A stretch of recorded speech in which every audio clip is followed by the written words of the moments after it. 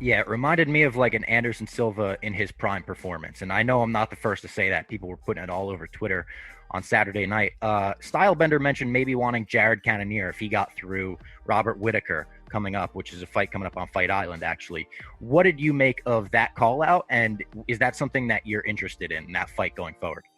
I mean, that's the call out to make.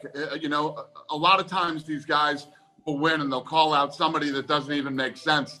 That's the call out that makes sense. I thought that was a stud move by him. And not only did he call out Cannonier, he said, but if Whitaker wins again and he wants to fight again, I'll fight him too.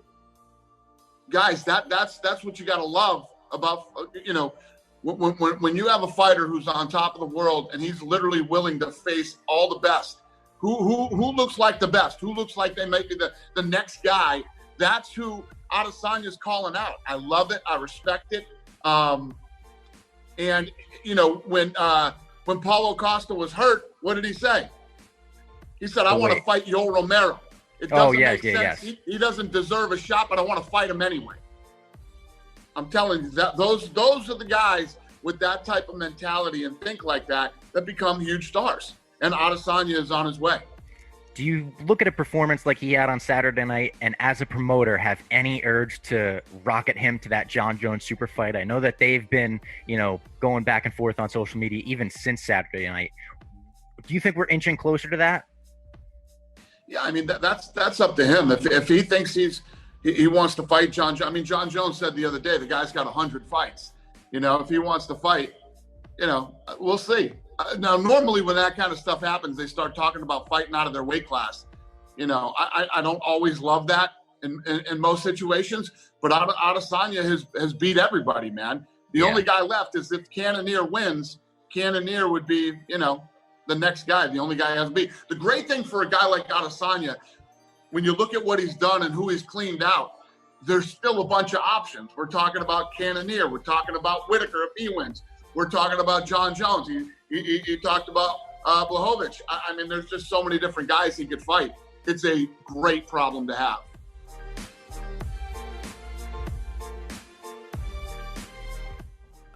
Adesanya, man, I think I'm on record a while ago saying I'm a big fan. I thought he was great with the microphone. I want to take it back, Brian. I want to take the last two fights. He's like turned me off. Like I don't want to be a fan of him anymore. The whole Yoel Romero, you know, when he said I fucked up his leg with leg kicks, I thought that was just totally absurd and ridiculous. You know, it was a boring ass fight. And then this one, I found myself cheering for Adesanya in the beginning, but by the end of the fight, I was actually cheering for Costa, even though he didn't do anything. I think he lost me as a fan. Yeah, he did absolutely nothing. Costa, that I'm talking about, he did absolutely nothing except get kicked and then get knocked out. But yeah, I felt the same way. I think Adesanya has a lot of things going for him. He's a really interesting style.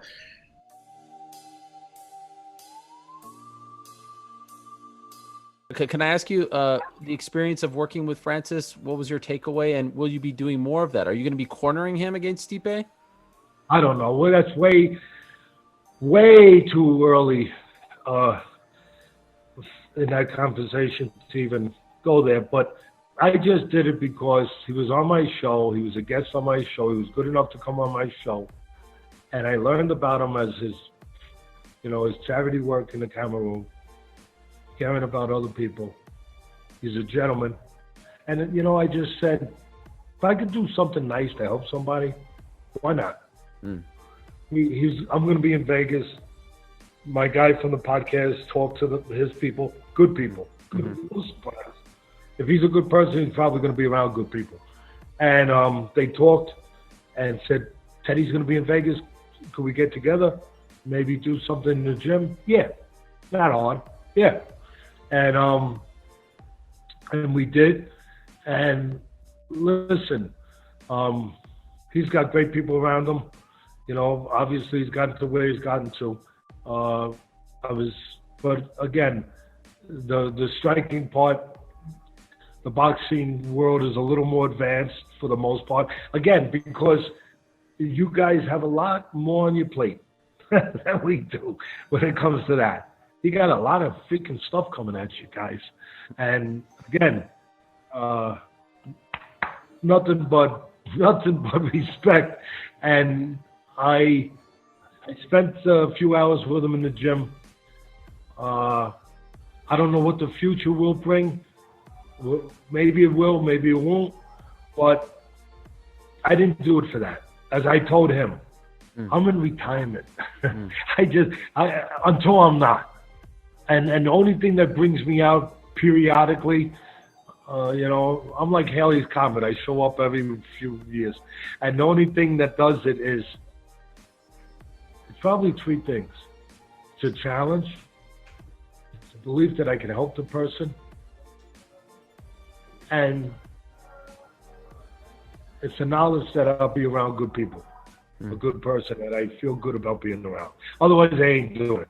And so I spent a few hours with Francis and with his man, his agent, and his trainer, good people. And this is what I saw, Ariel. I don't have to tell you this part. I saw a big human being. Yes. There ain't no replacing genetics, Ariel. Yes. I've been in this business my whole life. You can't. That Teddy Atlas got nothing to do with that. I don't play with test tubes. So genetics are from God and from our parents, from nature. But I saw obvious power, size, but intelligence. Real cerebral intelligence, just real, intelligence, but also innate, instinctual intelligence. He's got good instincts. And I saw good legs, where for a big son of a gun, he moves his legs. I saw agility. You don't always see agility with a giant. I saw agility, athleticism. I saw a guy who can be coached, a guy who understands what you're telling him and why you're telling him, and a guy who wants to learn, a guy who takes his ego and puts it where it should be put. And not everyone can do that.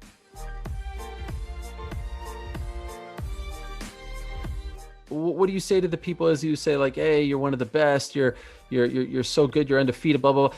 You shouldn't celebrate like this. You should have some respect. You shouldn't do what you did in the cage. You shouldn't say what you say, the tweets, all that stuff, that it's taking away from the victory. What do you say to those critics? When you have another guy, look, I didn't get punched once in the face. I don't know because there was a fight with Roy Jones where it was the only round in boxing history where the guy didn't land a single punch. I let him land 2 leg kicks and a few body kicks so I can trap them, but I did not get punched once in the face. Not once did I get punched in the face. I don't know if that's a new record in MMA history or whatever, but it's beautiful, especially against a guy like Paulo Costa. But when you have a guy like that who has talked so much leading up to the fight, who is, anytime even when I made that, joke about 9/11, he tried to hop on the bandwagon and like, oh, I can't disrespect and this and that, and just they've done. And I told you, like, it's just cyberbullying. Cyberbullying, you know what I mean? So when you have someone like that who has disrespected you so much and talked so much, when you know what's gonna happen, bro, eat that. Like, you need to eat that. He needs to be fed. He needs to eat that. So just shut the fuck up and take that L. All this about I can't do it. I'll start laughing. Hold on, stop. What? What are you talking about? The rematch thing in the video. I focus now. I very focus, guys. This is serious. Now it's the fight. Give me the revenge. The people want. I was like, me. I was watching that laughing my ass off.